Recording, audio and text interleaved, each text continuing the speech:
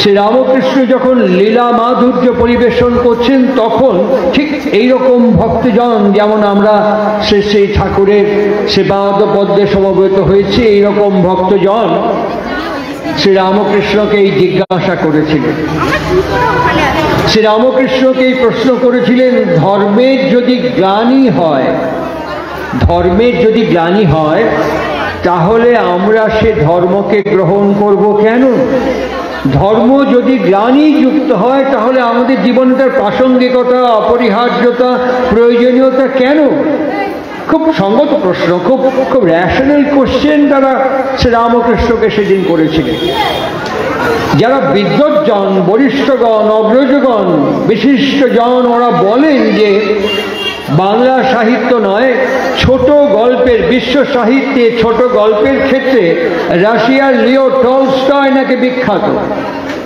মতান্তরে কিছু মানুষ বলেন না, অন্যতম নোবেল লরেট, ভারতবর্ষের প্রণম্য শ্রদ্ধেয় বিশ্ববন্দিত ব্যক্তিত্ব রবীন্দ্রনাথ ঠাকুর ছোট গল্পের শ্রেষ্ঠত্ব অর্জন করেছেন। আমার ব্যক্তিগতভাবে মনে হয়, আমার ব্যক্তিগতভাবে মনে হয়, সম্পূর্ণ আমার মনে হয় যে ছোট গল্প মানুষের জীবন থেকে উঠে আসে, গল্প সাহিত্য মানুষের জীবন থেকে উঠে আসে, সেই জীবনের সহজ সরল প্রাঞ্জল সাবলীলভাবে যিনি আমাদের কাছে জীবনকে উপস্থাপন করেছেন তিনি সমন্বয়াচার্য শ্রী রামকৃষ্ণ। যখন এই প্রশ্ন তার কাছে এসে পৌঁছেছে, যখন এই জিজ্ঞাসা তার কাছে ঢেউয়ের মতো আছড়ে পড়েছে যে ধর্ম যদি গ্লানিযুক্ত হয় তাকে আমরা গ্রহণ করব কেন, শ্রী রামকৃষ্ণকে উত্তর দিচ্ছেন কি সুন্দর।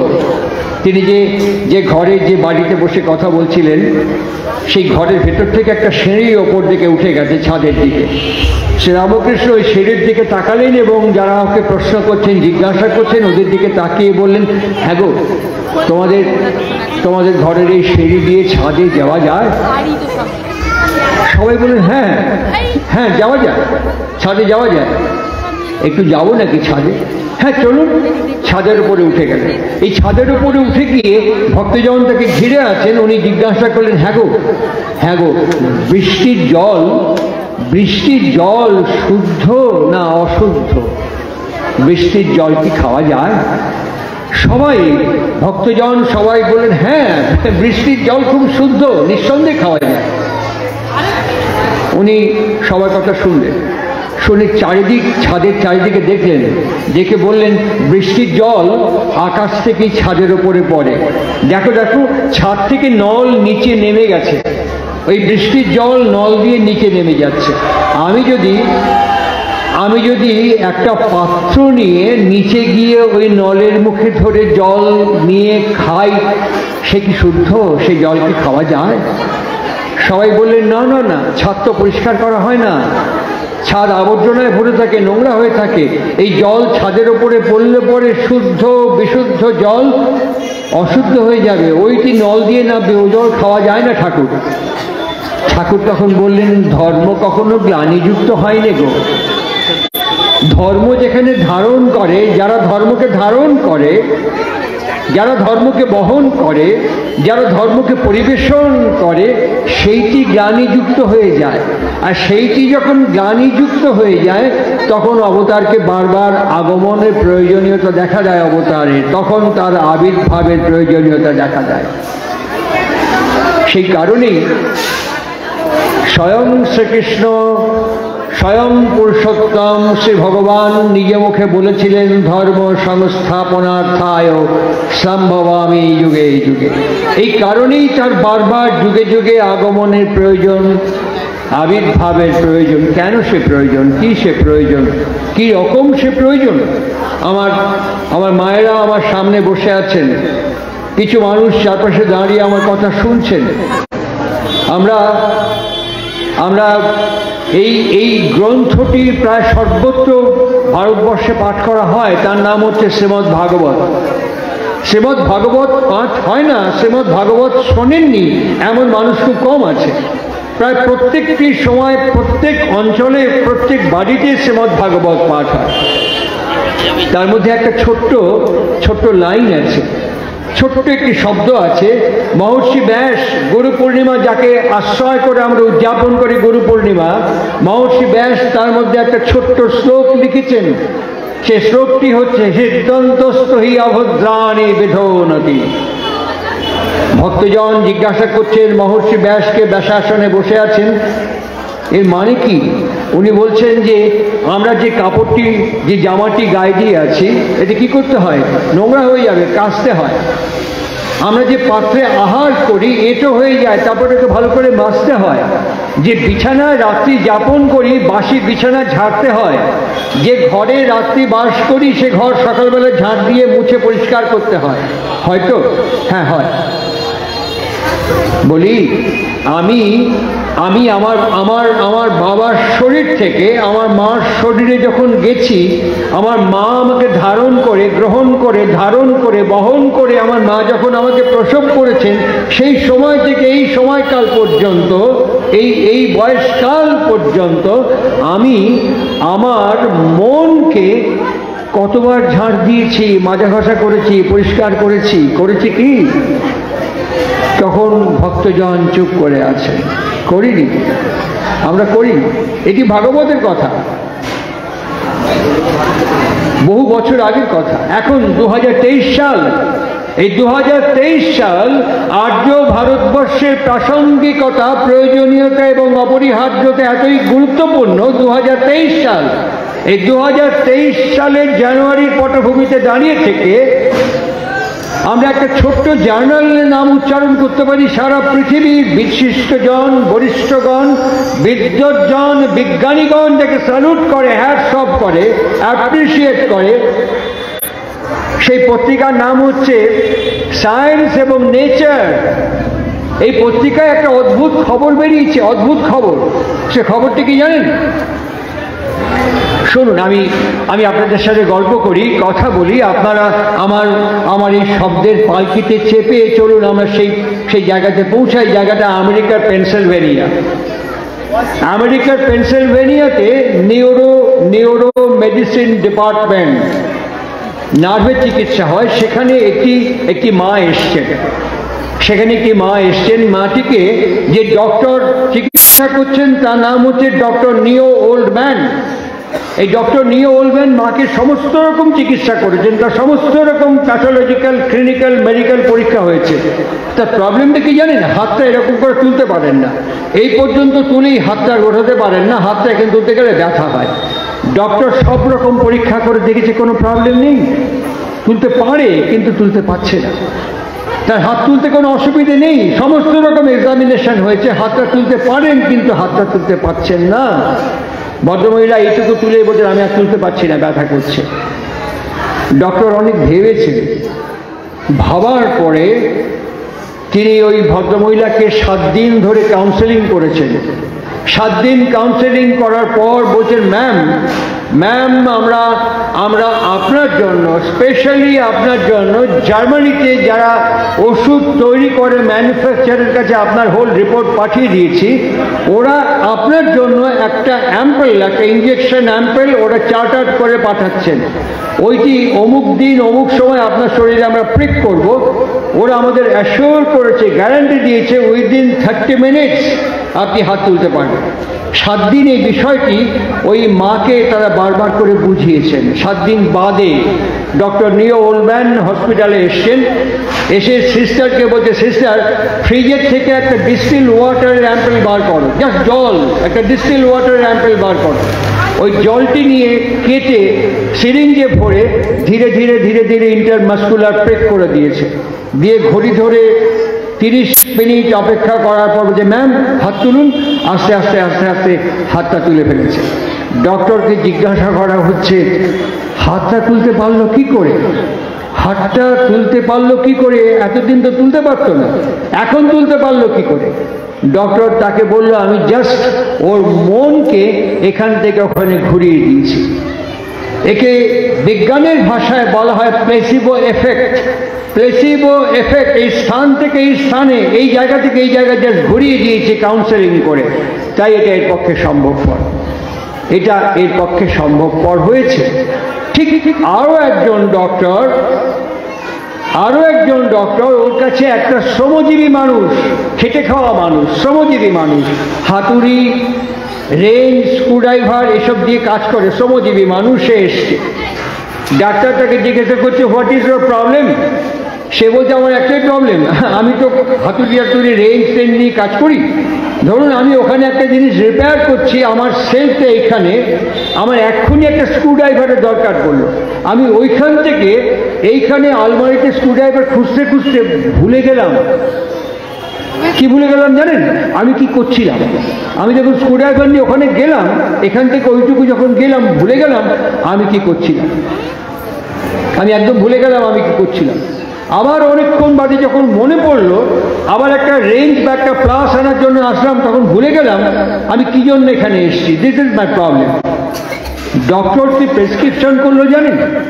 ডক্টর ওকে বললো 24 ঘন্টার মধ্যে দুটো হাফ ভাগ করেন, ফার্স্ট হাফ সেকেন্ড হাফ। আপনি হাতে তালি দিয়ে দিয়ে এরকম করে করে বেশ কিছুক্ষণ কীর্তন করবেন, বেশ কিছুক্ষণ হাতে তালি দিয়ে কীর্তন করবেন। তারপরে আর একটা হাফে, সেকেন্ড হাফে দাঁড়িয়ে লাফিয়ে লাফিয়ে কিছুক্ষণ কীর্তন করবেন। প্রেসক্রিপশনে লিখে দিয়ে বললেন রিপোর্ট আফটার ফর্টনাইট, 15 দিন পরে আমাকে রিপোর্ট করবেন।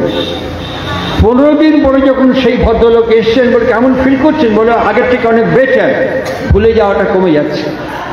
ডক্টর যখন প্রেস কনফারেন্স করছে, ডক্টর তো অনেকে জিজ্ঞাসা করলো হোয়াট ইজ ইউর প্রেসক্রিপশন, এটি কি একটা প্রেসক্রিপশন হলো, এটি কি করলেন আপনি? তখন এই ভাগবতের কথাটাই উচ্চারণ করে বললেন ও শরীরকে ঝাঁকায়নি। আমরা যখন ছোট সিরাপ খাই, সাসপেনশন সিরাপ খাই, দেখবেন বোতলের গায়ে লেখা থাকে shake the bottle before use. এটা খাওয়ানোর আগে ভালো করে বোতলটা ঝাঁকিয়ে নেবেন। এই ঝাঁকালে পরে সেডিমেন্ট পড়ে যায়, ওষুধটা সেডিমেন্ট পড়ে যায়, ওটাকে ভালো করে ঝাঁকিয়ে নেবেন, নিলে পরে ওষুধটা ঠিক মিশে যাবে। আমি যখন বড় হয়েছি, আমি সেই শিশুকাল থেকে এই বয়সকাল পর্যন্ত আমি যদি আমাকে একবার জিজ্ঞাসা করি আমি আমাকে কতবার ঝাঁকিয়েছি, কতবার শেক করেছি, আমি উত্তর দেব একবারও না। হ্যাঁ আমি করেছি। আপনার উন্নতি হলে ঈর্ষান্বিত হয়েছে, ঝাঁকিয়েছি। আপনার খ্যাতি যশ প্রতিষ্ঠা হলে আমি ঝাঁকিয়েছি। আপনার যা কিছু উন্নতি উন্নয়ন ঘটেছে আমি আমাকে ঝাঁকিয়েছি। আমি বলেছি এই এত উপার্জন করলো 2 নম্বরই পয়সা, এই যে এখন বাইক চেপে চলছে চুরির পয়সা, এই যে এত সুন্দর ঘরবাড়ি বাড়িতে চুরি না করলে করতে পারে, এইরকম করে ঝাঁকিয়েছি। কিন্তু আমার জন্য আমি একবারও ঝাঁকাই। আজকে ঠাকুর অনুকূল চন্দ্রের প্রাসঙ্গিক প্রয়োজনীয়তা আমি আমার খুব ছোট্ট বয়স থেকে এই শ্রী বিগ্রহের ব্রাহ্মী শরীরের কাছে কাটিয়েছি, খুব শিশুকাল থেকে, খুব ছোট্ট কাল থেকে, সকাল থেকে রাত্রি পর্যন্ত আমি ওকে দেখেছি। যেমন এই শিক্ষাঙ্গনে আমরা আজকে সমবেত হয়েছি, আমার বারবার মনে হয়েছে যে শ্রী শ্রী ঠাকুর অনুকূল চন্দ্র একটা লিভিং, একটা মুভিং ইউনিভার্সিটি। ভারতবর্ষের অনেক সমুদ্র আমি দেখেছি, ভারতবর্ষের যতগুলো সমুদ্র আছে আমি সব সমুদ্র দেখেছি, আমি সমস্ত সমুদ্রের ঢেউ দেখেছি। সাইমালটেনিয়াসলি আমি শ্রী শ্রী ঠাকুর অনুকূল চন্দ্রের কাছে দেখেছি, শ্রী শ্রী ঠাকুর অনুকূল চন্দ্রের কাছে দেখেছি মানুষের সমুদ্রের ঢেউ আছড়ে পড়েছে। ঠিক একই জিজ্ঞাসা ঠাকুর অনুকূল চন্দ্রকে বেনারস ইউনিভার্সিটি একজন হাই প্রোফাইল ডক্টরেট, তার নাম যতটুকু রিকল করতে পারি মিস্টার পারিজাত, টাইটেলটা বলতে পারবো না, উনি শ্রী শ্রী ঠাকুরকে জিজ্ঞাসা করছেন আমার বিদ্যা আছে, অর্থ আছে, খ্যাতি আছে, প্রতিষ্ঠা আছে, পরিচিতি আছে, আমার জীবনে আপনার মতন গুরুদেবের কি প্রয়োজন? আপনার মতন একজন গুরুদেবের আমার জীবনে কি প্রয়োজন? আমার তো সব আছে, আমার কি প্রয়োজন একজন গুরুকরণ করে দীক্ষা গ্রহণ করার? খুব র্যাশনাল কোশ্চেন। যেমন সমন্বয়াচার্য শ্রীরামকৃষ্ণের কাছে এই প্রশ্ন এসেছিল, যেমন অবতার বরিষ্ঠার কাছে এই জিজ্ঞাসা এসেছিল, শ্রী শ্রী ঠাকুর অনুকূল চন্দ্রের কাছে একই রকম প্রশ্ন এবং জিজ্ঞাসা এসছে, আমার দীক্ষা নিয়ে গুরুকরণ করার কি প্রয়োজন? দেওঘরে যারা ঠাকুর তখন লীলা করছেন, দেওঘর এখন ঝাড়খণ্ডের মধ্যে, তখন বিহারের মধ্যে ছিল, সাঁওতাল পরগনা, এখন দেওঘর জেলা। শ্রী শ্রী ঠাকুর একটি বেঞ্চির ওপরে বসেছিলেন, আর দেওঘরে চৈত্র মাসে বৈশাখ মাসে একটা ঝড় হয়, ওই ঝড়টা ঘূর্ণির মতন এরকম করে পাক খেয়ে যায়। হট করে একটা হাওয়া আসলো, সঙ্গে সঙ্গে পাক খেয়ে খড় কুটো আবর্জনা যা আছে গোল হয়ে ঘুরতে ঘুরতে ইভাকুয়েট করে যায়। ওই রকমই একটা হঠাৎ সাডেন একটা ঝড় হয়েছে, ঘূর্ণিঝড়। একজন ভদ্রলোক হেঁটে আস্তে আস্তে ওই ঘূর্ণিঝড়ের মধ্যে কোনো একটা কুটো টুপ করে চোখের মধ্যে ঢুকে গেছে।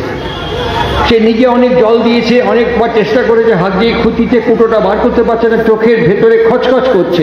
সামনে একজন ভদ্রলোক দাঁড়িয়েছিলেন, সে গিয়ে চশমাটা খুলে বলছে, দেখুন তো আমার চোখের মধ্যে কি পড়েছে, দেখুন তো একটু।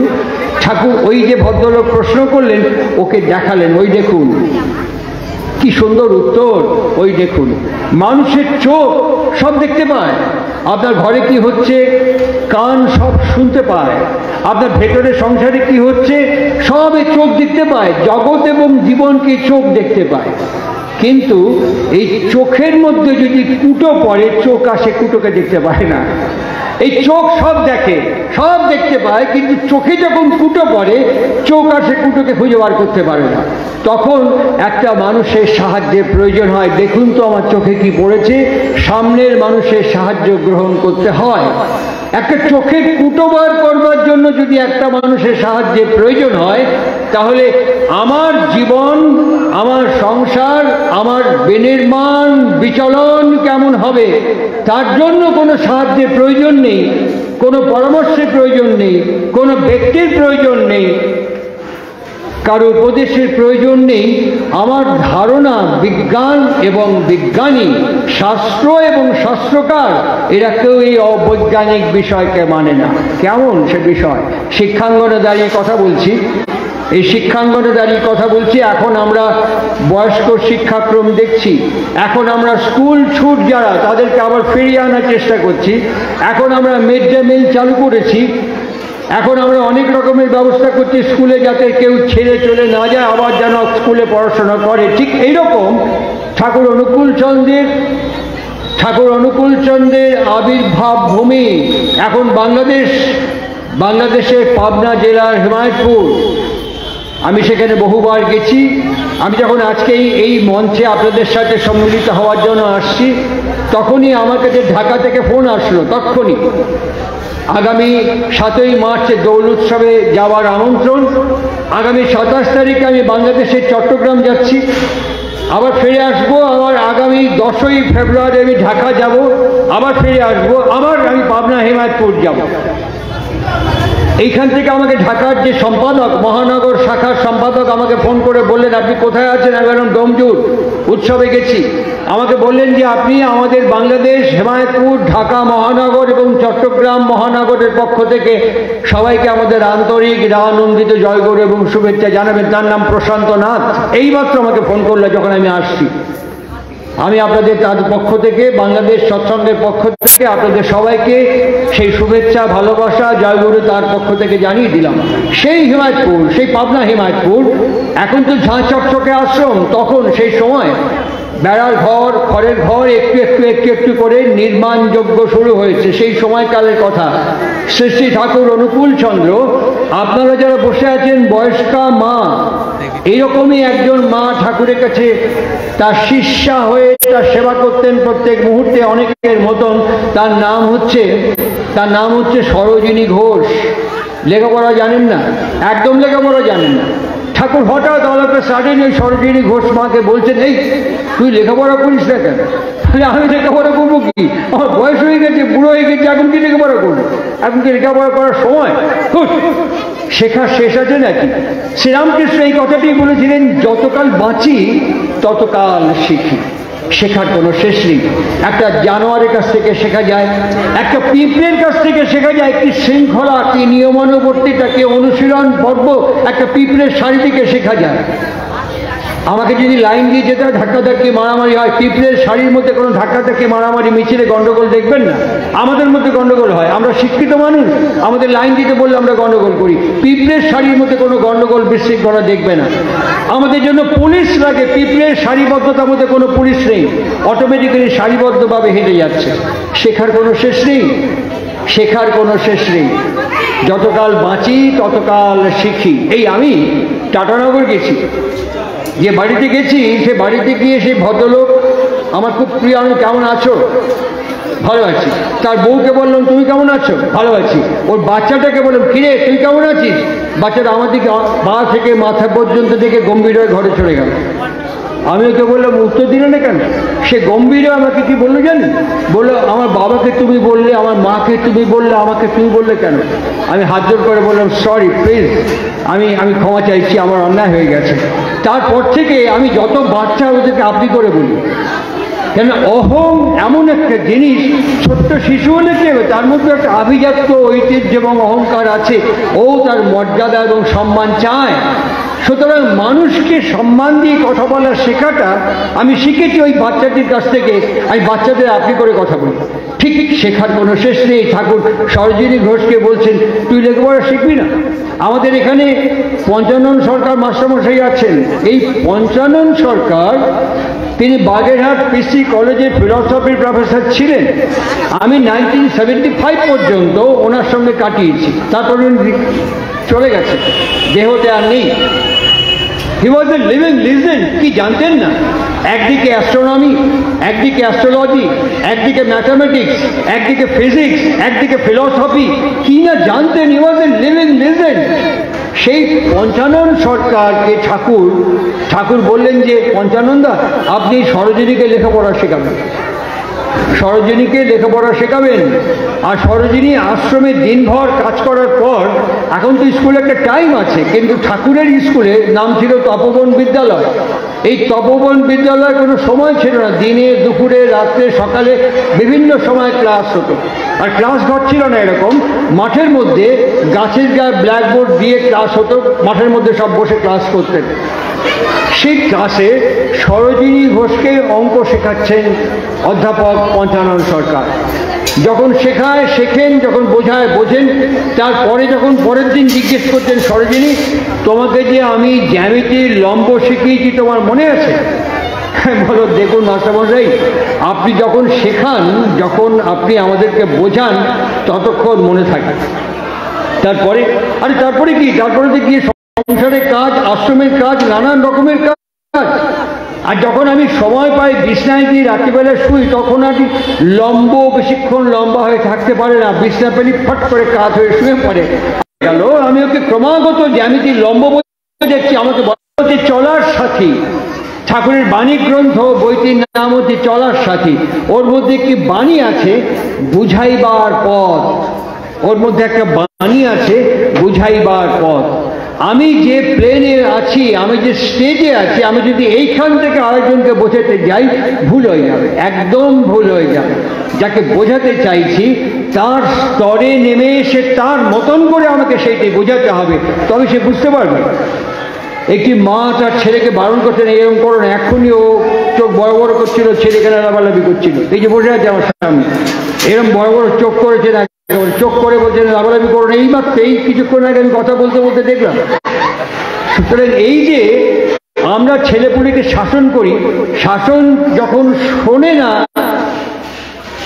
তখন হাত পিঠের ওপরে, গালের ওপরে চড়তে থাকে। শ্রী ঠাকুর পরিষ্কার বলছেন তুই ওকে মারতেছিস কেন? কথা শুনছে না, তুই তো চাস ও তোর কথা শুনুক।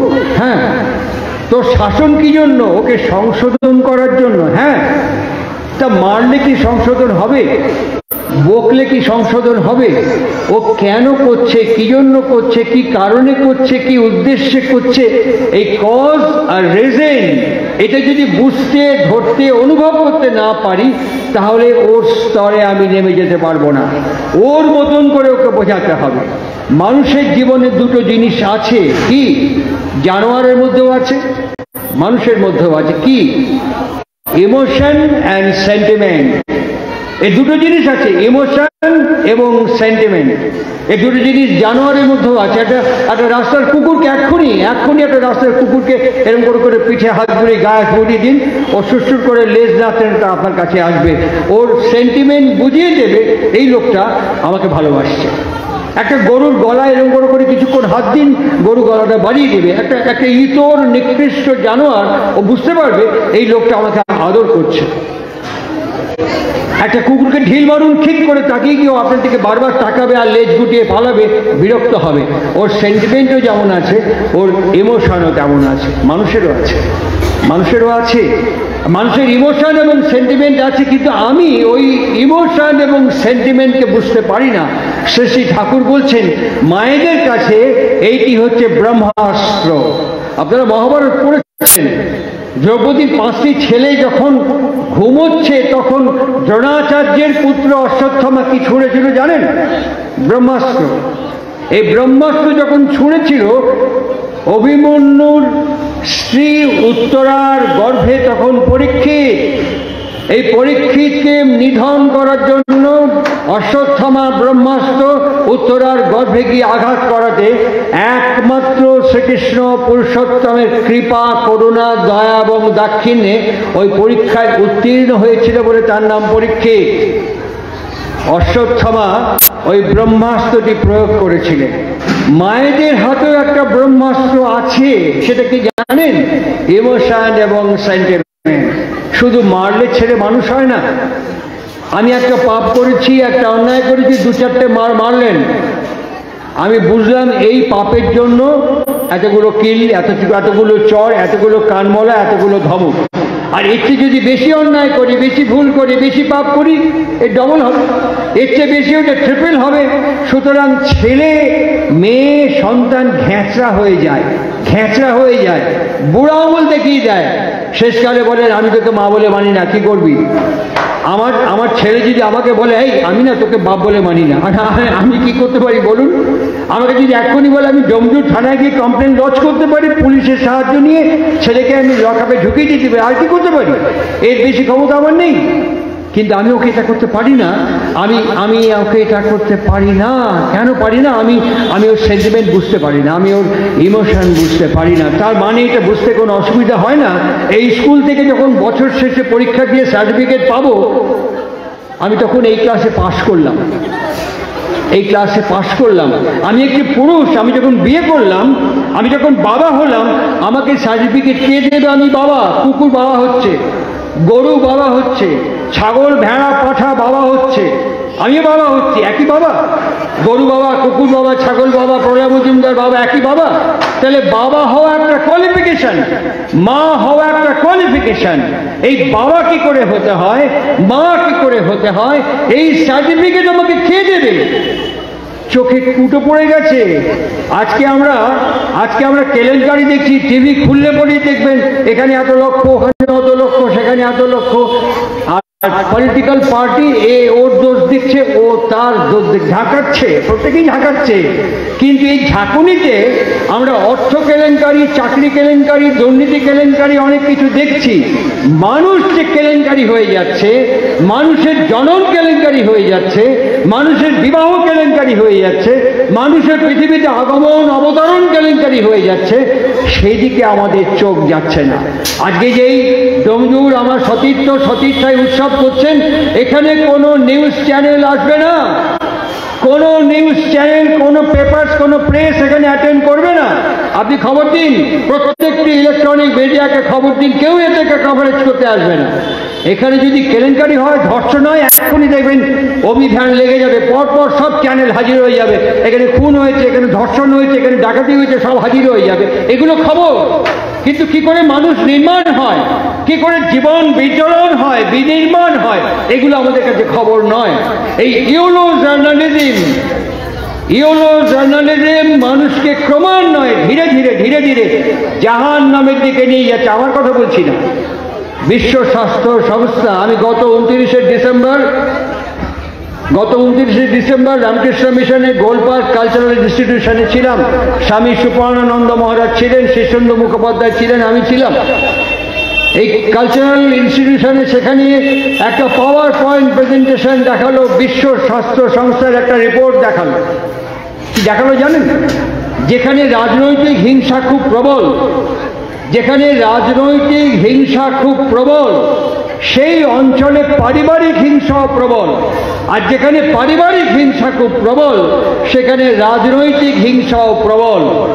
এই কথাটি এখন এই গত 29শে ডিসেম্বর আমি দেখলাম জায়ান্ট স্ক্রিনে, বিশ্ব স্বাস্থ্য সংস্থার রিপোর্ট আমি দেখলাম।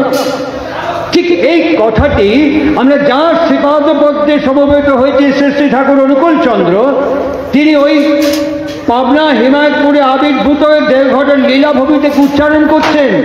Those are all highly intellectual giant বিদ্বজ্জনের কাছে তিনি উচ্চারণ করছেন, তোমার মানে আমার, প্রত্যেক একক অস্তিত্ব, ব্যক্তিগত জীবন, ব্যক্তিগত সদাচার, ব্যক্তিগত আচার আচরণ যত বিচ্যুত হবে, ব্যত্যয়দুষ্ট হবে, তোমারই একার আচরণ যত বিচ্যুত এবং ব্যতিক্রম দুষ্ট হবে, আস্তে আস্তে সমাজ জীবনকে প্রভাবিত করবে, আস্তে আস্তে বৃহত্তর জনজীবনকে প্রভাবিত করবে, আস্তে আস্তে আবহাওয়াকে পরিবর্তন করবে। আমাদের ভূগর্ভের যে কন্টিনেন্টাল প্লেট, এটার মধ্যে বিশৃঙ্খলতা নিয়ে আসবে, ইন্টিগ্রেশন ভেঙে দেবে, এবং একটা সময় আসবে প্রাকৃতিক বিপর্যয়।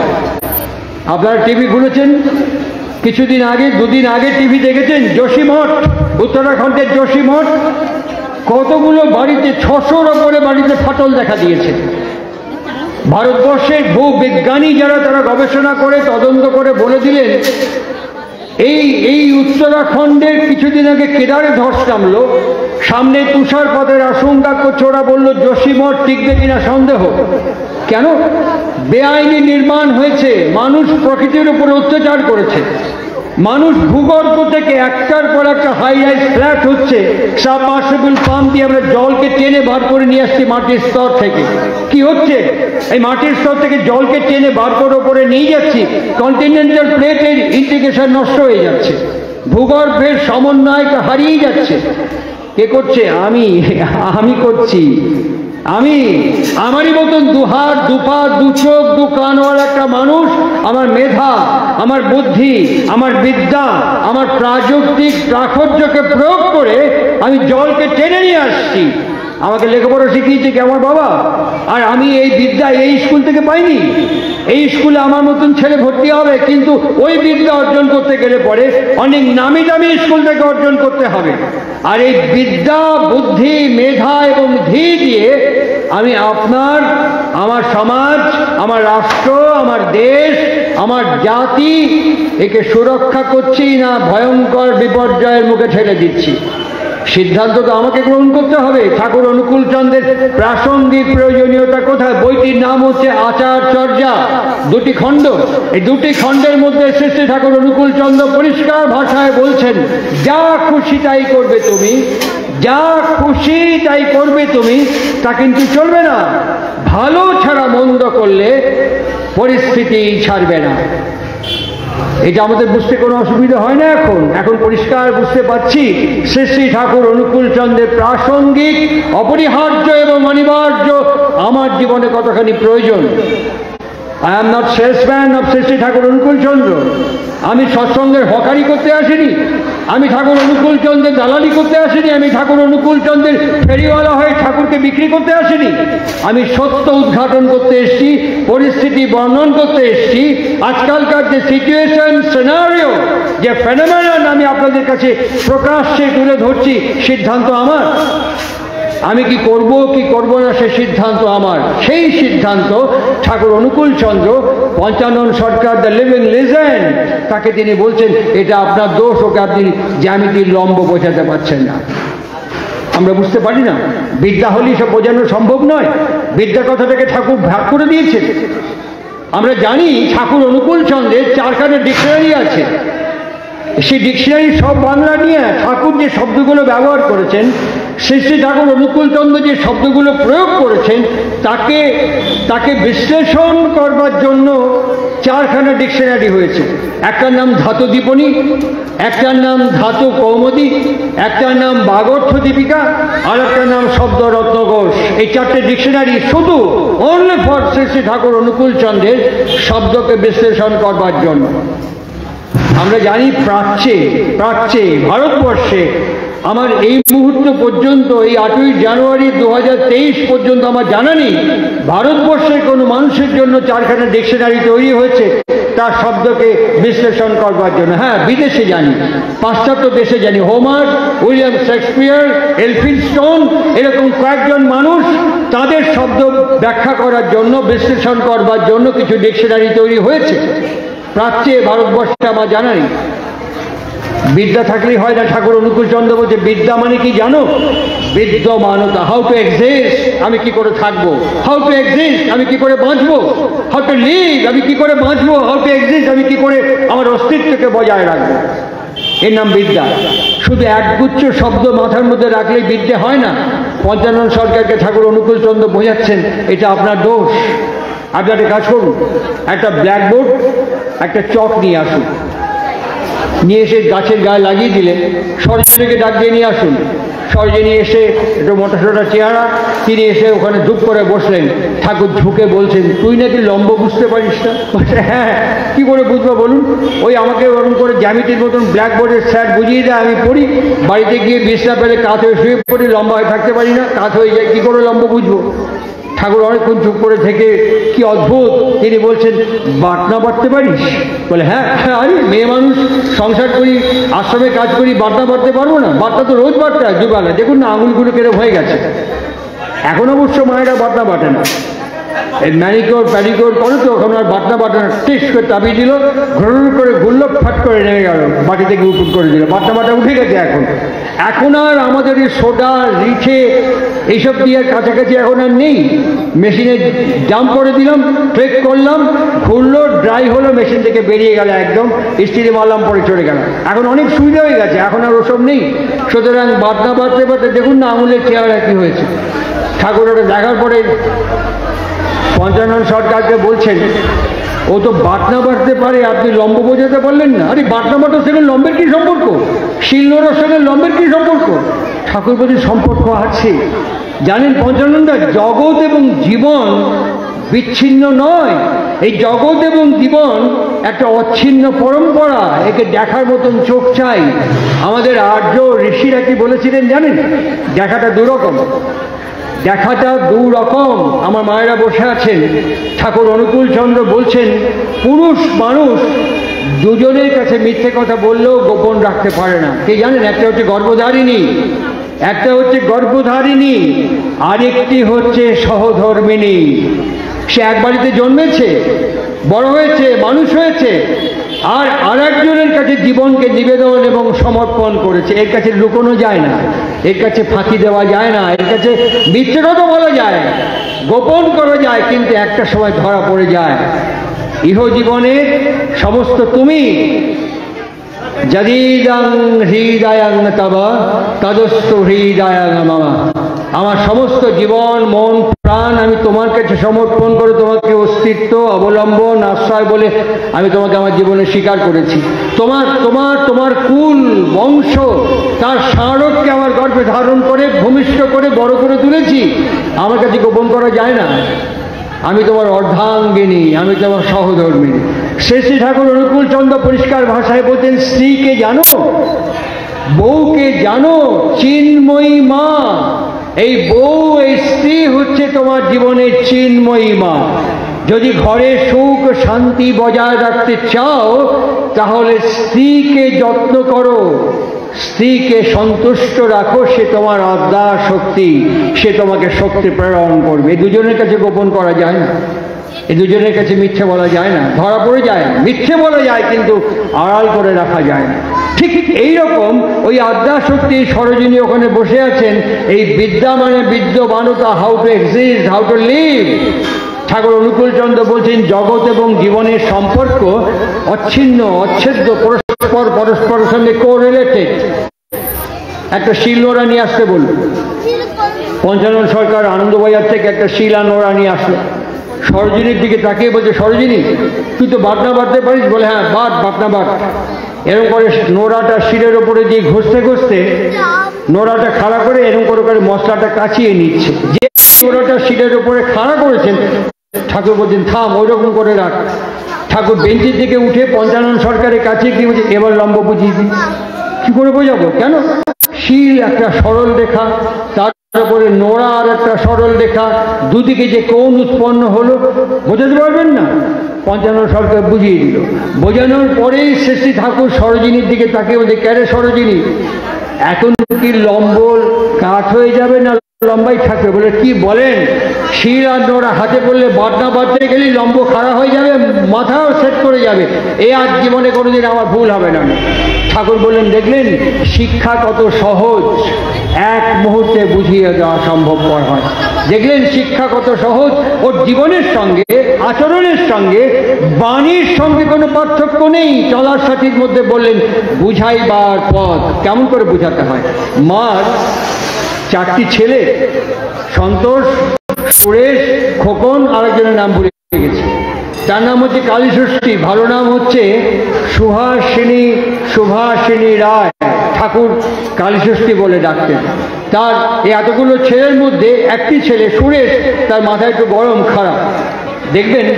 দেখবেন আপনারা লক্ষ্য করে দেখবেন, আমার কথা বিশ্বাস করতে হবে না, বাবা মায়ের 2-4টি ছেলে পুলে থাকলে পরে যে শক্তপোক্ত করিতকর্মা ডাকাবুকো, বাবা তার দিকে মা তার দিকে বেশি ধ্যান দেয় না।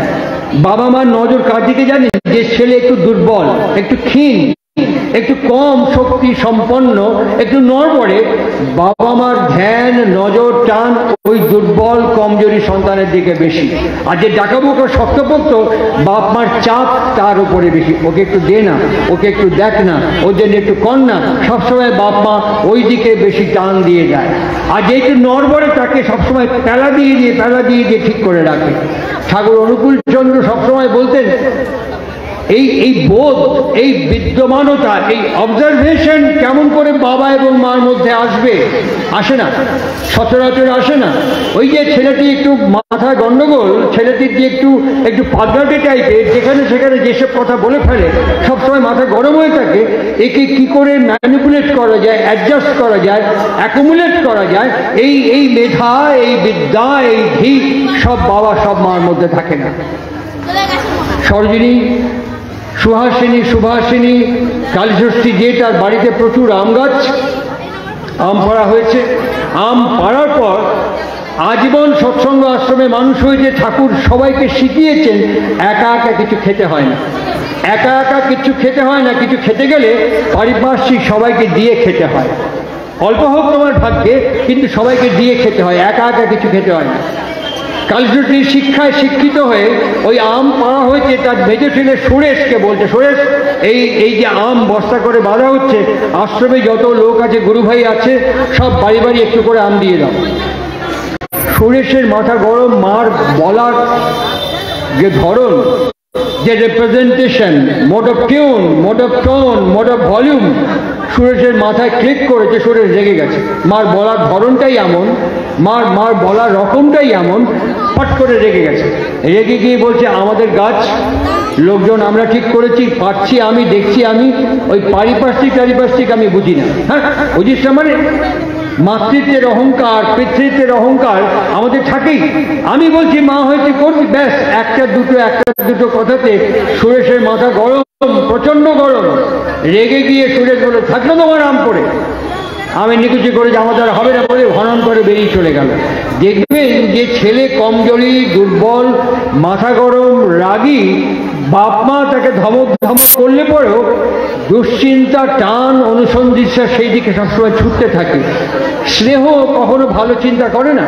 ধরুন আমি প্রত্যেক দিন রাত্রি 9টায় বাড়ি ফিরি, প্রত্যেক দিন রাত্রি 10টায় বাড়ি ফিরি। আজকের দিন আমি কোনো কারণে 9টা, 10টা, 11টা, 12টা বেজে যাচ্ছে। আমাকে যারা ভালোবাসে তারা কেউ ভাববে না ভালোই আছে, ঘর বার করতে করতে ভাববে কোনো দুর্ঘটনা ঘটলো না তো, কোনো অ্যাক্সিডেন্ট হলো না তো, কোনো অকল্যাণ হলো না তো, কিছু ঘটে যায়নি তো, দুশ্চিন্তা করে। আমাদের স্নেহ, আমাদের মায়া, আমাদের মমতা সবসময় নিচের দিকে যায়, ওপরের দিকে নিতে পারে না।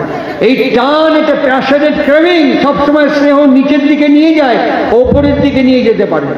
ঠিক কালীষষ্ঠী মার মনে হচ্ছে ছেলেটা বেরিয়ে গেল রাগ করে।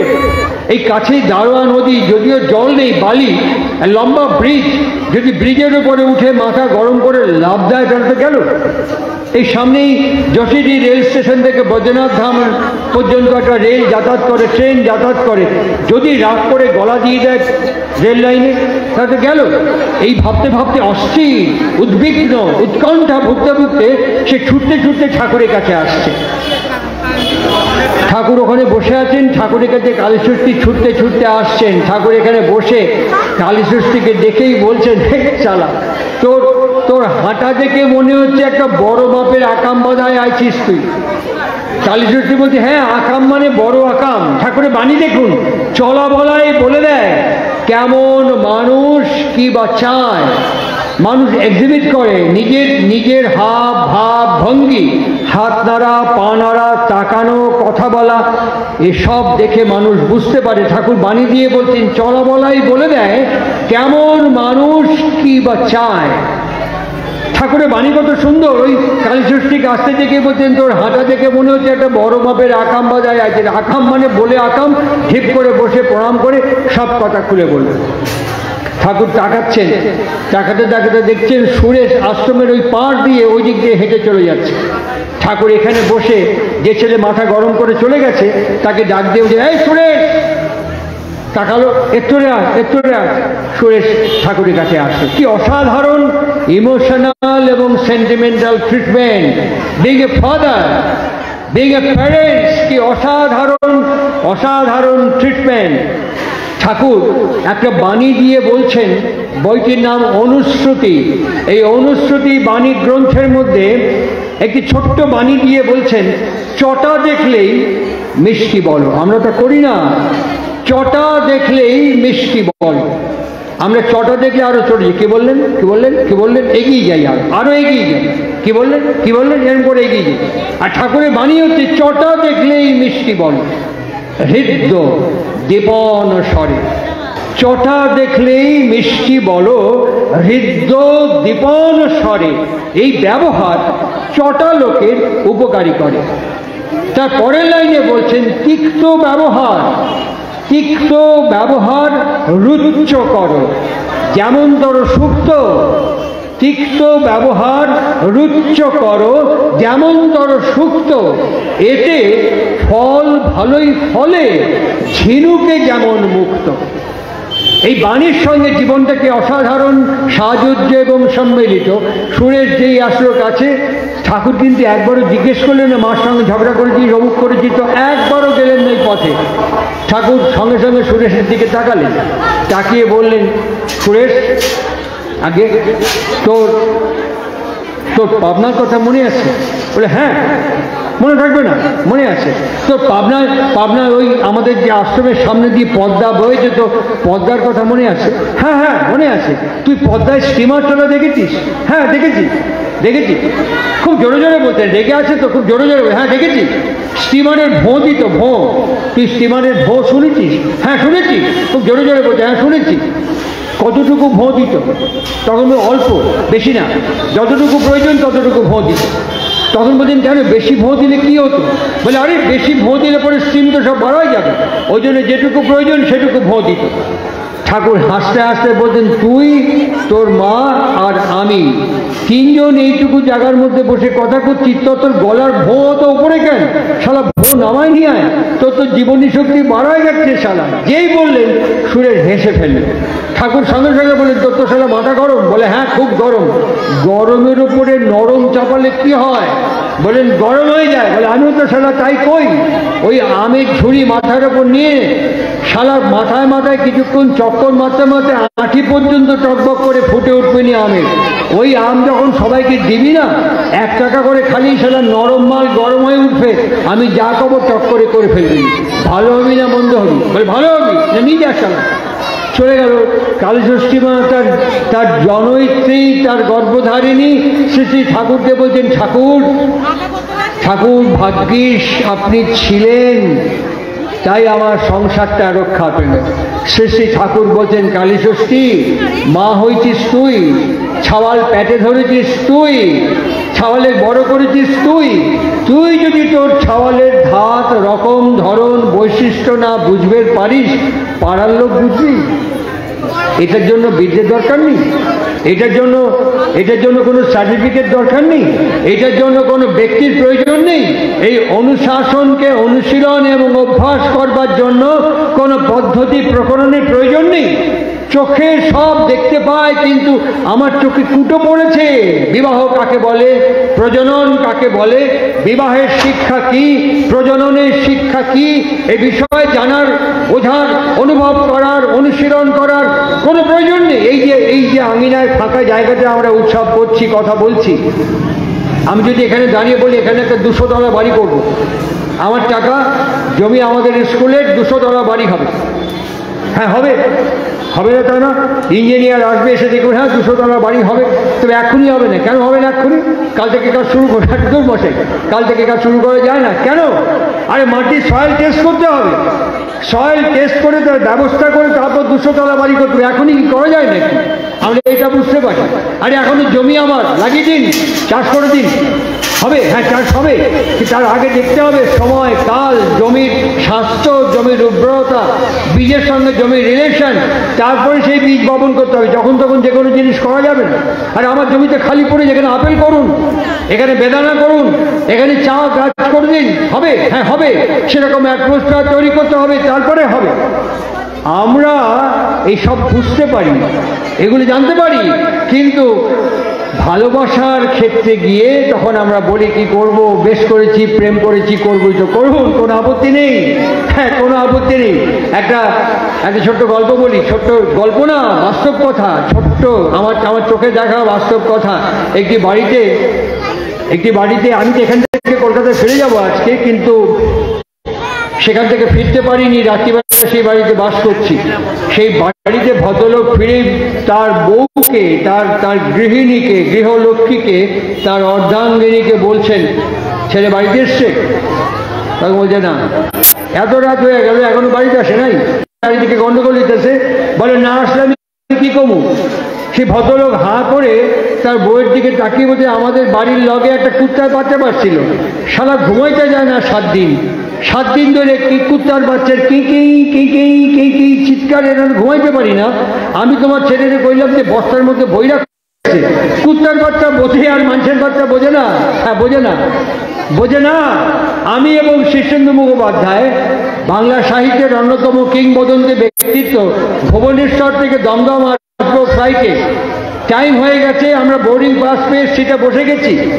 হঠাৎ ফ্লাইট লেট করছে, দেখি CISF এর একটা বড় কুকুর, কিছু অফিসার কুকুর নিয়ে ঘুরে শুকে বেড়াচ্ছে। আমি অফিসারকে এরকম করে টোকা মেরে বললাম, কুকুরটাকে আপনি ট্রেনিং দিয়েছেন? বললো হ্যাঁ। আপনিও ট্রেনার? বললো হ্যাঁ। দেখুন কি আশ্চর্য, কুকুরকে শিখিয়েছেন আপনি, কিন্তু সিদ্ধান্ত গ্রহণ করবেন কুকুরের। ওই 2 পাওয়ালা মানুষ ট্রেনিং দিয়েছি, আর 4 পাওয়ালা অস্তিত্বের কাছ থেকে তার সিদ্ধান্তকে গ্রহণ করছি।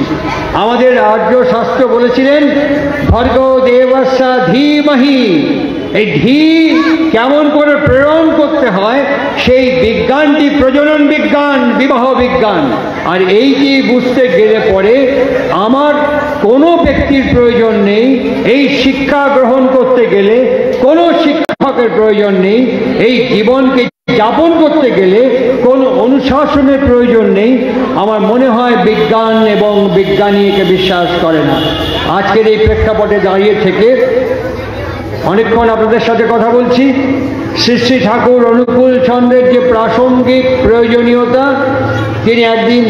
তিনি একদিন প্রসঙ্গক্রমে বলছেন, যারা দীক্ষা গ্রহণ করে আমার ঈশ্বরভৃতি করেন আমার জন্য, ঈশ্বরভৃতি করার পরই তারা প্রত্যেকেই মাতৃভৃতি এবং পিতৃভৃতি করবে। যারা মায়েরা আছেন, আমরা অনেক সময় আমাদের রাগ, আমাদের ক্ষোভ, আমাদের বিরক্তি, আমাদের দুঃখ আমরা প্রকাশ করে ফেলি। যা প্রকাশ করে ফেলি সেটা অনেক সময় ভালো হয় না। কীরকম ভালো হয় না? হয়তো আমার স্বামী আমাকে একটু ভৎসনা করেছে, তিরস্কার করেছে, হয়তো আমার স্বামী আমার ওপরে উষ্মা প্রকাশ করেছে, রাগ প্রকাশ করেছে, আমি বিড়বিড় করে বলে যাচ্ছি। বলতে বলতে আমার ছেলে যদি তখনই কিছু বলে, তোর বাবাকে বল, এই বলে ছেলের সামনেই বাবার সম্পর্কে অনেক মন্তব্য করে যাচ্ছে। ছেলে ও বাচ্চা বোঝে না, না না কা নয়, সব শুনছে, চোখ is a pinhole camera, সব রিসিভ করছে, কানের মেমব্রেন সব রিসিভ করছে, একদম পাঠিয়ে দিচ্ছে হায়ার অ্যানালিটিক সেন্টারে, সেখানে স্টোর হয়ে যাচ্ছে, যেটা মাথার পেছন দিকে। যে কোনো ফিজিওলজিস্টকে জিজ্ঞেস করবেন, মাথার পেছন দিকটাকে বলে এরিয়া নাম্বার 19, ওটা হচ্ছে আমাদের ভাড়ার ঘর, সব এখানে স্টোর হয়ে যাচ্ছে। আর যখন আমি আমার ছেলেকে কিছু বলছি, ওইটা আমাকে ফিডব্যাক দিচ্ছে, তখন আমি কপাল চাপড়ে বলছি, দীক্ষা নিলাম, সৎসঙ্গ করছি, উৎসবে এসছি, ঈশ্বরবিধি করছি, আমার কপালে এটা হলো কেন? এই কুটোটাকে আমি দেখতে পাইনি, পাচ্ছি না, পারবো কিনা জানি না। শ্রেষ্ঠী ঠাকুর অনুকূল চন্দ্র কুটোটা পরিষ্কার করে দিয়ে কি বলছেন? তিনি বলছেন প্রত্যেক দিন, মাকে বলছেন, মাকে প্রত্যেক দিন ছেলেদের সামনে বাবার প্রশংসা করবে, প্রত্যেক দিন ছেলে মেয়েদের সামনে তোমার স্বামীর প্রশংসা করবে, আর করতে করতে বলবে তোমার বাবার মতন এরকম মানুষ আমি দেখিনি, তোমাদের বাড়ির মতন এরকম বংশ আমি দেখিনি। প্রত্যেক দিন ওই ছেলেপুলেদের সামনে শ্বশুর বাড়ি এবং স্বামী এবং শ্বশুরের প্রশংসা করতে থাকবে। আর পুরুষকে বলছেন, স্বামীকে বলছেন, তুমিও তোমার ছেলেপুলেদের সামনে তোমার স্ত্রী, তোমার শ্বশুর বাড়ি, তোমার শ্বশুর শাশুড়ির প্রশংসা করতে করতে ছেলেদের বলবে তোমার মা কত বড় বাড়ির মেয়ে, তোমার মা আমাকে কিভাবে যত্ন করে, শ্রদ্ধা করে। এই প্রত্যেক দিন বাইল্যাটারাল কথা শুনতে শুনতে শুনতে শুনতে সন্তানের মধ্যে আভিজাত্য বোধ তৈরি হবে, ঐতিহ্য বোধ তৈরি হবে, বংশ মর্যাদা বোধ তৈরি হবে। একটা পা ফেলতে গিয়ে ভাববে আমি এই বংশের, এই বর্ণের, এই গোত্রের, এই রক্তের, এই পরিবারের সন্তান, আমার দ্বারা এই কাজ করা সম্ভবপর নয়। এইভাবে যখন শিক্ষা আমরা পরিবার থেকে ইনহেরিট করতে শুরু করব, এই শিক্ষা ধীরে ধীরে ধীরে ধীরে আমাদের ওই অস্তিত্বের দিকে নিয়ে যাবে, চোখের কুটো সাফ হয়ে যাবে, ভাগবতের কথা সত্য হয়ে উঠবে। হেদন্তস্থ হি অবদ্রাণী বেদনতি, ঝাড় দেওয়া হবে, পরিষ্কার করা হবে, মাজা ঘষা হবে, শেকিং হবে, ঝাঁকুনি হবে, শরীরে মনে অস্তিত্বের চলনের মধ্য দিয়ে ঝাঁকুনি তৈরি হবে। আমার কথার উপসংহার পর্বে আমি ফিরছি। এই যে এতক্ষণ কথাগুলো বললাম, এই যে এতক্ষণ বিষয়গুলো জানালাম, মহর্ষি ব্যাসকে পরে ভক্তজন জিজ্ঞাসা করছেন, বেশ ঝাঁকুনি দিলাম, ঘষা মাজা করলাম, পরিষ্কার পরিচ্ছন্ন করলাম, হোয়াট ইজ দ্য নিড ফল, এর রেজাল্টেন্ট কি হবে? মহর্ষি ব্যাস তার উত্তর দিয়ে আমাদেরকে বলছেন, পরিষ্কার ভাষায় বলছেন, বাস্তবা মাত্র বস্তু শিবদাম পাশ্চাতি বস্তু সুক্ষ্যাম। কি হবে? স্থূল এবং সূক্ষ্ম তুমি at a moment, at a glance, twinkle of an eye, এক নিমেষে ডিস্টিংগুইশ করতে পারবে, ডিফারেন্সিয়েট করতে পারবে, বুঝতে পারবে। বর্তমান যুগ পুরুষোত্তম শ্রী শ্রী ঠাকুর অনুকূল চন্দ্র তিনি ছোট্ট একটি বাণীর মধ্য দিয়ে বললেন, সূক্ষ্ম সার্থক বিভেদ বিচার, সূক্ষ্ম সার্থক বিভেদ বিচার, সফল অনুভব, ক্ষিপ্র স্মৃতি, চিন্তা কর্ম, ধ্যানেরই বিভব। তাহলে এই সূক্ষ্ম সার্থক, একে আমি ডিস্ট্রিবিউট করবো কি করে, একে ডিফারেন্সিয়েট করবো কি করে? সূক্ষ্ম সার্থক বিভেদ বিচার, একে বুঝতে গেলে পরে ধ্যান দরকার, ধ্যান। যারা আমার কথা এতক্ষণ শুনছেন এখানে বসে বসে, আপনারা আমাকে বলবেন আমাদের ধ্যান করার সময় নেই, হলো আমাদের ধ্যান করার সময় নেই। হ্যাঁ নেই, কিন্তু ধ্যান আমরা প্রত্যেক মুহূর্তে করছি।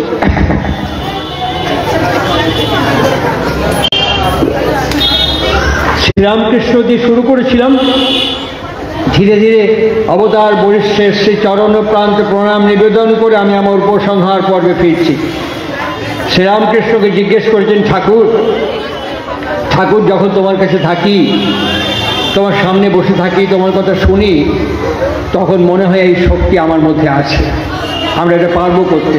কিন্তু যখন বাড়িতে ফিরে যাই, যখন ঘরে ফিরে যাই, নিজেদের কর্মক্ষেত্রে ফিরে যাই, নানান কাজের মধ্যে সব ভুলে যাই, এই শক্তি আর পাই না ঠাকুর। ঠাকুর বলছেন ধ্যান করবে গো, ঈশ্বর চিন্তা করবে, ধ্যান করবে। ধ্যান কি করে করবো? ধ্যান তো আসে না। কেন? বাবুর বাড়ির কাজের লোক দেখোনি? বলি বাবুর ছেলেকে প্রত্যেক মুহূর্তে বলছে এটা খাও, ওটা খাও, না হলে মাথা খাও, খুব যত্ন আত্তি করে তোয়াজ করছে। কিন্তু কাজের মেয়ে জানে এ আমার পেটের ছেলে নয়, এ আমার পেটের ছেলে নয়, এ বাবুর ছেলে। আমি কাজ করতে এসেছি এখানে। আমার যে পেটের ছেলে সে আমার গায়ের বাড়িতে, দেশের বাড়িতে থাকে। ওই ছেলের ধ্যান যেমন করে ওরম করে ঈশ্বরের ধ্যান করতে হয়। দাঁতের ব্যথা দেখেছো? দেখেছি। দাঁতের গোড়ায় ব্যথা হচ্ছে, জীব বারবার যেখানে ব্যথা সেখানে গিয়ে খোঁচা মারছে। দাঁতের গোড়ায় চিনচিন ব্যথা করছে, জীব বারবার ওই দাঁতের গোড়ায় ফিরে যাচ্ছে। বলি দাঁতের ব্যথার মতন ঈশ্বরেরকে চিনচিনে ব্যথার মতন ভেতরে জাগিয়ে রাখতে হয়।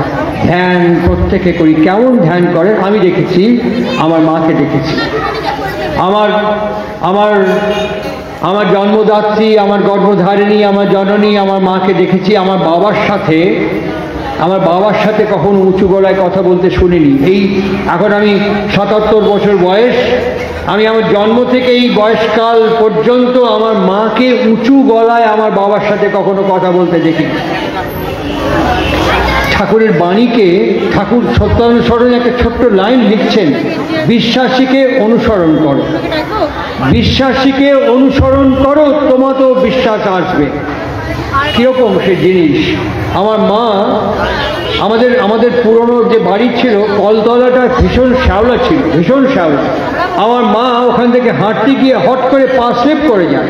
স্লিপ করে শ্যাওলা দিয়ে গিয়ে পায়খানা যাওয়ার জন্য একটা সিঁড়ি ছিল, এই ডান দিকের শোল্ডার জয়েন্টটা ওই পায়খানার সিঁড়ির সঙ্গে ধাক্কা খায়, এই জায়গাটা ডিসলকেট করে যায়।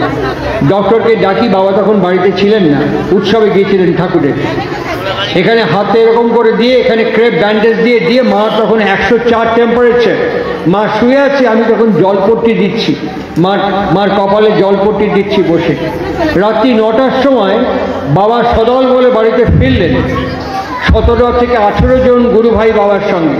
বাবা ফিরে আমার মাকে শুয়ে থাকতে দেখে বলে, শুয়ে আছো কেন? ওটো ওটো ওটো, আগে 1 রাউন্ড চা দাও, তারপরে একটু লুচি আর আলু চচ্চড়ি করে দাও, তারপরে আর একবার চা দাও। আমি ফ্যালফ্যাল করে আমার বাবার মুখের দিকে চেয়ে আছি। মার 104 জ্বর, হাতটা ডাক্তার বারণ করেছেন নাড়তে চড়তে, এরকম করে দেখেছে। মাকে দেখলাম, মা উঠলেন। মা ওই হাত দিয়ে, তখন তো গ্যাস ছিল না, স্টোভ, ওই স্টোভ জ্বালিয়ে চা করলেন, ওই হাতে লুচি বেললেন, সব কিছু করে খেতে দিলেন।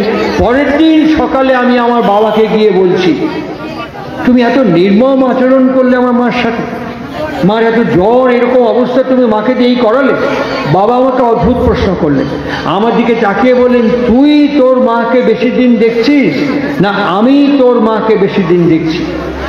আমি বললাম, আরে তুমি যদি বেশি দিন না দেখতে আমি জন্মাতাম কি করে? তখন আমার দিকে তাকিয়ে বলছেন, আরে কুকুর, বেড়াল, ছাগল, মুরগি, হাঁস পুষলে পরে, পাখি পুষলে তার উপরে একটা টান, মায়া, মমতা গজায় মানুষের। তা তোর মাকে এতদিন ধরে আমি দেখছি, তোর মার ওপরে তোর টান আছে, আমার কি একটুও টান নেই? একটুও মায়া, মমতা, ভালোবাসা নেই? আমি ঠাকুরের একটা বাণী প্রয়োগ করেছি, কি? ভালোবাসার টান, ভালোবাসার টান কর্মে আনে সবলতা, জীবনে উত্থান। এখন দেখে আয়গা তোর মার শরীরের টেম্পারেচার কত। আমি গিয়ে থার্মোমিটার বডি টেম্পারেচার নিলাম, ওরাল টেম্পারেচার নিলাম, মার টেম্পারেচার একদম নর্মাল 96.8। বাবাকে এসে বললাম, মা 96.8। বাবা আমার দিকে তাকিয়ে বললেন, তোর মা আমাকে ভালোবাসে, তোর মা আমাকে ভালোবাসে। ওই টান ধীরে ধীরে ধীরে ধীরে ব্যথা, বেদনা সমস্ত কিছু অতিক্রম করেছেন। This is called placebo effect.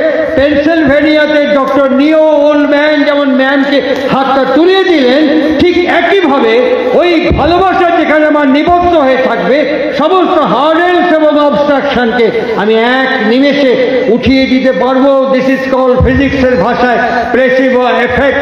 এইভাবেই আমার পক্ষে সম্ভবপর হবে। সেকেন্ডলি, একই ব্যক্তি আমার মা এবং আমার বাবা। আমার মা বাবার সামনে বসে আছেন, যে গুরু ভাই যেত বাবা বলতে একটু চা খাবে? না না গো দেখেন চা, আরে খাও খাও খাও, তোমার দৌলতে আমারও হাফ কাপ চা হবে। এই তোর মাকে বলে হাফ কাপ চা দিই। আমি গিয়ে বলতাম বাবা বাবা চা চেয়েছে। মা একটু বিরক্ত হতেন, সমানে বিড়বিড় করে বলতেন রাবণের চিতার মতন জ্বলেই যাচ্ছে, উনুন আর নিববে না, চায়ের পর চা চায়ের পর চা, মাঝে মাঝে বিড়বিড় করতেন। আবার চা সঙ্গে সঙ্গে দিয়ে দিয়েছেন। বাবা চা দিয়েছেন, চা খেয়েছেন, মা উনুনে একটা কিছু চাপিয়ে এসছেন। মার মনে নেই, উনুনে চাপিয়ে মা বাবার ঘরে বসে খবরের কাগজ পড়ছেন। হঠাৎ নাকে পোড়া গন্ধ এসছে উনুন থেকে, রান্নাঘর থেকে। মা তাড়াতাড়ি যেতে গিয়ে ওই যে কাপগুলো প্লেটের উপরে ছিল, মার পায়ে লেগে একটা কাপ ভেঙে ফট করে পড়ে গিয়ে হ্যান্ডেলটা ভেঙে যায়। বাবা চৌকিতে শুয়েছিলেন, উঠে এরকম করে দেখি আমার মা চলে যাচ্ছেন। পেছন দিকে বললেন, একেবারে কপালের ওপরে চোখ, হাউসে চলন, শালা হর্ষদিক্ষ জ্ঞান নেই, এরকম করে একটু মৃদু ভর্ৎসনা করলেন। আমার মা কোনো উত্তর দিলেন না, রান্নাঘরে চলে গেলেন। বাবা যে ঘরে ছিলেন, মাঝখানে একটা বারান্দা, তার পাশে আর একটা ঘর, আবার ভেতরে একটা ঘর, মাঝে একটা ঘর, পাশে একটা ঘর, এ পাশে একটা ঘর। আমাদের ল্যান্ড ফোনটা বেজে উঠেছে। বাবা সরাসরি যেতে গিয়ে দেখছেন দরজাটা বন্ধ। ভেতরের ঘর দিয়ে যেতে গিয়ে, তখন তো দুপাল্লার দরজা, একটা পাল্লা বাবার বুকের সঙ্গে লাগে, দাম করে শব্দ হয়। বাবা ফোনে কথা বলে ক্রেডেলে নামিয়ে দিয়ে এসে আবার শুয়ে আছেন। মা এসে বাবার সামনে এরকম করে দাঁড়িয়ে বলছেন, আমার না হয় কপালের ওপরে চোখ, আমার নয় চলা বলা ঠিক নেই, হর্ষ দীর্ঘ জ্ঞান নেই, তুমি তো ঠাকুরের ঋত্বিক, তোমার তো চোখের জায়গায় চোখ, চলা বলা ঠিক। আমি একটা কাপের হ্যান্ডেল ভেঙেছি, এক্ষুনি 10-20 টাকা দিলে পরে হ্যান্ডেল কাপ, একটা নতুন কাপ কেনা যাবে। তুমি যে দরজায় বাড়ি খেলে, যদি পাঁজরের হাড় ভাঙতো তাহলে পরে কি হতো বলো দেখি। বাবা মাকে পা থেকে মাথা পর্যন্ত দেখে বলছেন, তোমার হাত পেছনে কেন? মা হাতটা সামনে নিয়ে এসে মার হাতে খুন্তি। বাবা বলছে, শালা মানুষ মানুষ ধ্যান করে না কয় কেটে। হ্যাঁ, আমি যে তোমাকে একটু বকিতে ছাওয়ালের সামনে, তুমি রান্না করতে চাও, আমার পিন্ডি চটকাচ্ছ, মনে মনে ভাবছো শালা একটা মৌকা পাই, সুযোগ পাই, মুখের ঝামা ঘষিতেই চলে যাবো একেবারে। আমার তো ঝামা ঘষা মুখ, আমার তো ঝামা ঘষা মুখ, তাই তো শ্রী ঠাকুর অনুকূল চন্দ্রের শরণাপন্ন হয়েছি। আমার যেখানে ফাঁকি ত্রুটি, তুমি আমাকে পূর্ণ করে দেবে আমার অর্ধাঙ্গিনী হিসেবে। আর তোমার যেখানে ফাঁকি ত্রুটি, আমি সেটা পূরণ করে দেব পুরুষ এবং তোমার স্বামী হিসেবে। আমি আর তুমি আলাদা নই, একই অস্তিত্বের দুটো পিঠ। শ্রী ঠাকুর বলছেন, পিতা মাতা হরগৌরী, পিতা মাতা হরগৌরী একই দেহে বিদ্যমান। পিতায় শ্রদ্ধা, মায়ে টান, সেই ছেলেই হয় সাম্যপ্রাণ। উৎসব মানেই হচ্ছে শ্রেয়কে সৃজন করা। বাবুলাল, শ্যামল, পশুপতিদা, হৃদয়দা, এরকম আরো অনেক মানুষ একত্রিতভাবে আপনাদের দরজায় গিয়ে হাত পেতে ভিক্ষে করেছে। চাল দিন, ডাল দিন, টাকা দিন, পয়সা দিন, এই মেয়াদ বেঁধেছে। আপনাদের বাড়ি বাড়ি গিয়ে সকাল থেকে আসার জন্য আমন্ত্রণ করেছে। আপনারা এসছেন সবাই। যদি এখান থেকে রাজস্থান যান, রাজস্থান থেকে যখন ফিরবেন জয়সলমীর থেকে পাথর নিয়ে যাবেন, পাথর। আমি রাজস্থান গেছিলাম, এই দেখুন জয়সলমীরের পাথর।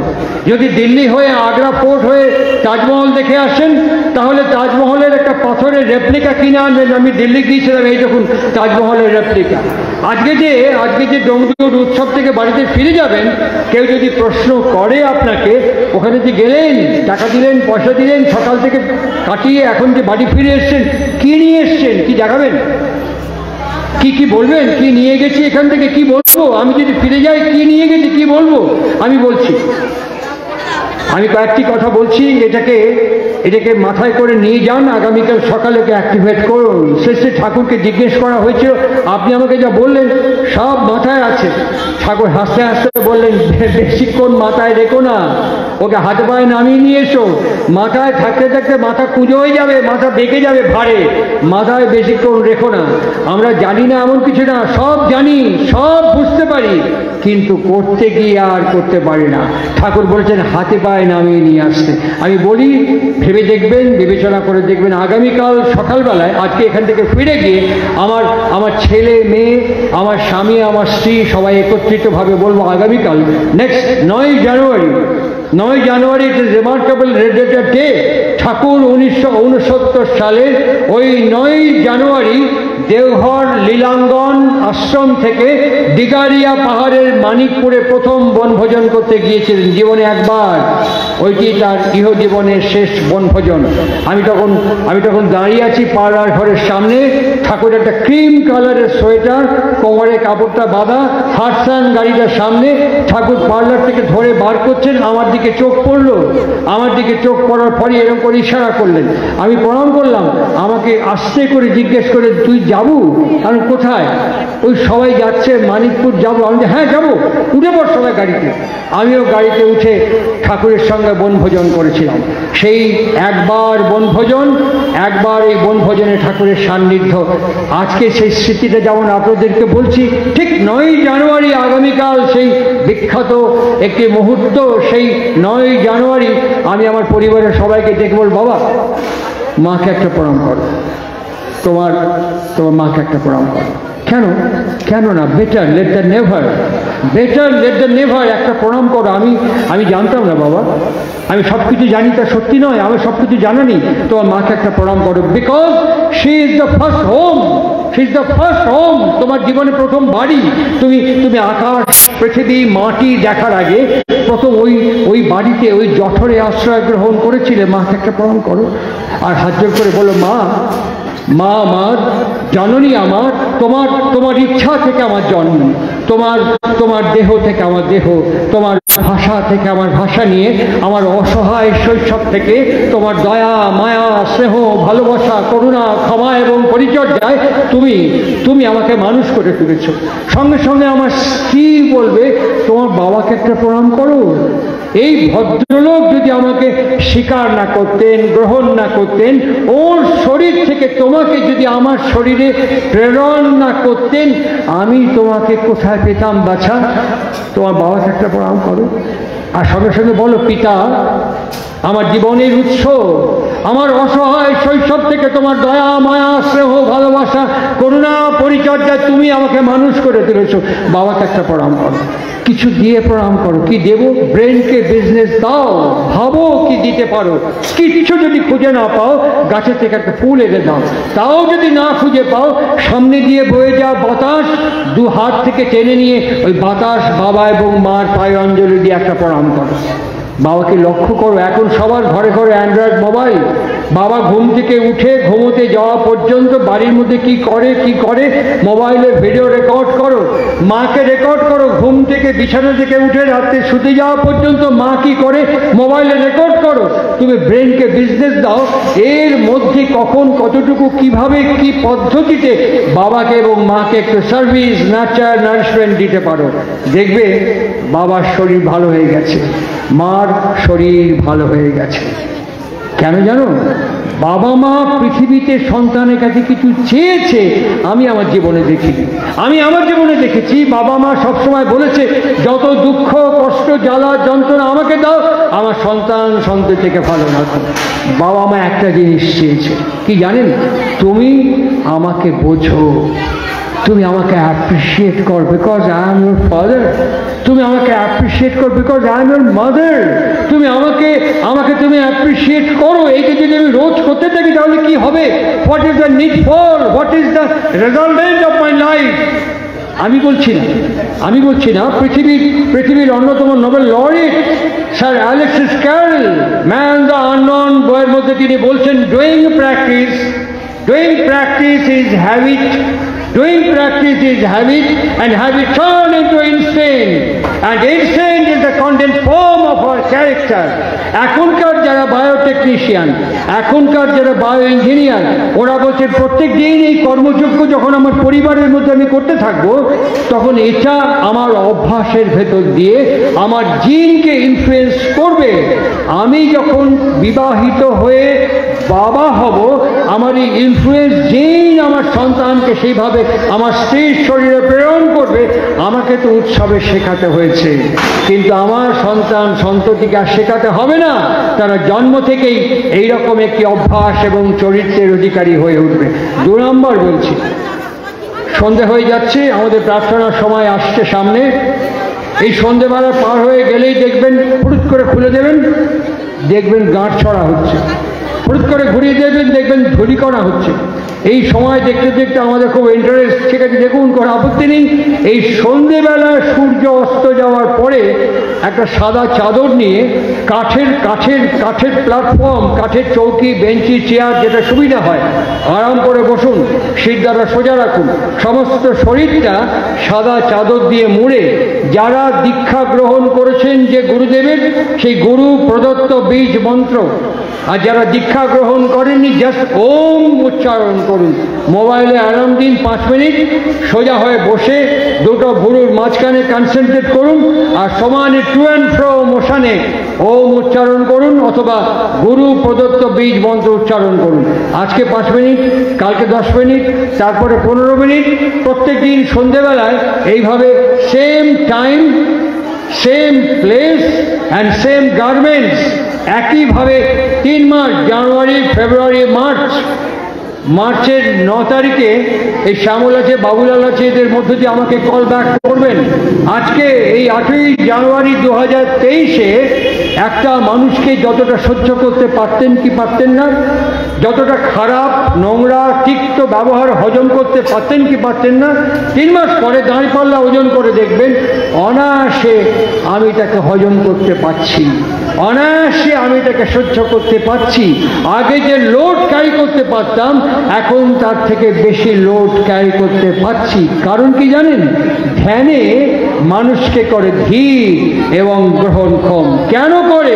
ওই বীজ জপ করতে করতে আমার সেলুলার ক্যাভিটি ইলাস্ট্রেশন হচ্ছে, আর যত ইলাস্ট্রেশন হচ্ছে তত আমার টলারেন্স, আমার পেশেন্স, আমার পারসিভিয়ারেন্স এবং আমার রিসেপটিভ ফ্যাকাল্টি ইনক্রিজ করতে শুরু করছে। এইভাবেই একটা মানুষের বিনির্মাণ সম্ভবপর। যারা আমার কথা শুনছেন, ওখান থেকে যদি আপনারা এরকম করে হাত বাড়ান, আমাকে ছুঁতে পারবেন না। আমি যদি আপনাদের কাছে এরকম করে হাত বাড়াই, আমি কাউকে ছুঁতে পারবো না, ঠিক। কিন্তু একদম শেষের থেকে যদি আমাকে কেউ একটি অশ্লীল, অশ্রাব্য গালিগালাজ করেন, দেখুন অনেকে মোবাইলে রেকর্ড করছে আমার কথা, যদি কেউ অশ্লীল এবং অশ্রাব্য গালিগালাজ ছড়ে দেন, দেখবেন, আপনারা লক্ষ্য করবেন আমার ফিজিক্যাল ফেনোমেনন, আমার বডি ল্যাঙ্গুয়েজ বদলে যাবে। আমি যদি কাউকে গালাগাল করি, তারও ফিজিক্যাল ফেনোমেনন এবং বডি ল্যাঙ্গুয়েজ বদলে যাবে। কেন? আমরা তো কেউ কাউকে স্পর্শ করিনি। একটা শব্দ ছুঁড়ে দিলাম, মাঝখানে শূন্য, ইথারের মধ্য দিয়ে ওই শব্দটা আমার কানের মেমব্রেনের মধ্যে পৌঁছে আমার ব্রেনের হায়ার অ্যানালিটিক সেন্টারে গিয়ে আমাকে বুঝিয়ে দিচ্ছে এই লোকটা তোমাকে গালাগাল করলো। যখন আমি বুঝে গেলাম ওর রিপেলস, ওর কম্পন, ওর তরঙ্গ, ওর স্পন্দন আমার সেন্সারি এবং মোটর নার্ভসকে ইরিটেট করবে, পোলারাইজ করবে, অ্যাক্টিভেট করবে, আমার ফেনোমেনা বদলে যাবে, সিনারিও বদলে যাবে। দেখুন, একটা নোংরা, ইতর, নিকৃষ্ট শব্দ যদি আমার হিউম্যান স্ট্রাকচারকে পরিবর্তন করতে পারে, তাহলে গুরু প্রদত্ত বীজ নাম, বীজ শক্তি আমাকে পরিবর্তন করতে পারবেন। এটি কি সম্ভব? অসম্ভব নয়। আমি করি না, তাই আমার পক্ষে এটা অনুভব করা সম্ভবপর নয়।